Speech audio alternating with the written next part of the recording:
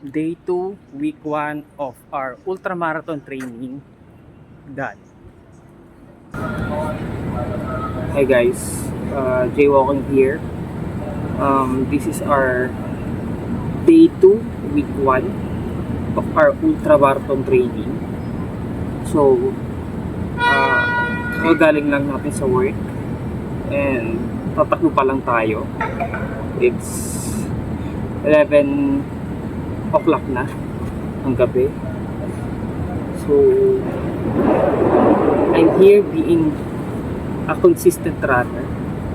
So, isa yun sa mga New Year's resolution natin na maging consistent sa running and sa training, since na may pinaghahandaan tayong ultramarathon kahit hindi natin sure kung magre-register tayo o hindi.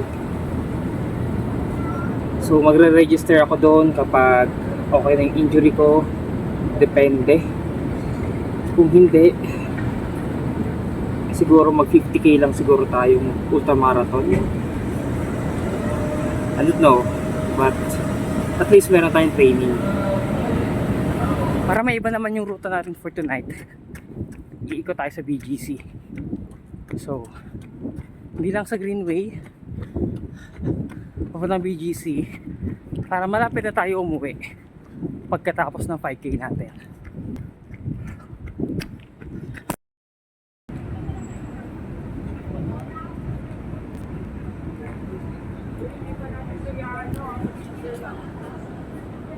$12 na, almost 12 o'clock na, pero marami pa rin tao sa BGC.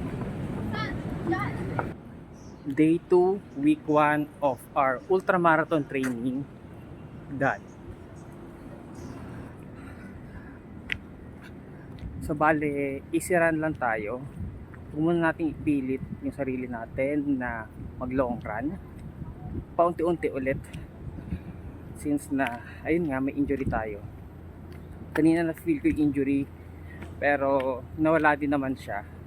Pero I'm sure kapag umabot na ako ng mga 20 plus, sasakit na siya. So dahan-dahanin lang natin. Huwag natin gayahin yung ginawa ko last year na long run ako ng long run palagi. Almost every day nagti 21k ako, 20 plus. So ngayon na may iniinda tayo, easy run lang. Dapat mawala yung injury natin ngayong taon. So yun guys, tapos na ang easy run natin, and bukas ulit bilang isang consistent runner ngayong 2026. Bye. Antok na ako.